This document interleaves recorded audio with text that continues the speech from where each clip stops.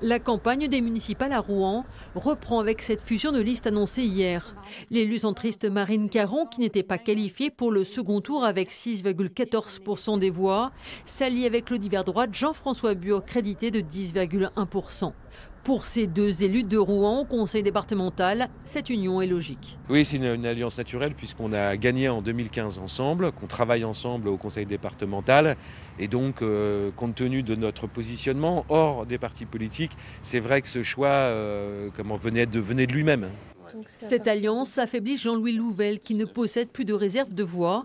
L'entrepreneur, arrivé en troisième position avec 16,8%, devrait s'exprimer dans les jours à venir par le biais d'un communiqué de presse et n'a pas souhaité répondre à nos questions. C'est le socialiste Nicolas Mayer-Rossignol qui est arrivé en tête du premier tour avec 29,5% des voix, devant l'écologiste Jean-Michel Bérégovoy à 23,2%. Ce dernier avait annoncé le soir même son ralliement à Nicolas Mayer-Rossignol. Les discussions se poursuivent entre les deux équipes et la crise sanitaire est au cœur du projet. La rentrée scolaire, ça va être très compliqué. La fin du chômage partiel, très difficile. Les jeunes qui ne trouvent pas des stages, très difficile. Le secteur culturel qui est en déshérence, le secteur du tourisme, le secteur sportif, les associations qui peuvent perdre des sponsors. Et j'en oublie. Il faut absolument qu'on se serre les coudes. Et moi, je suis là pour porter ce projet.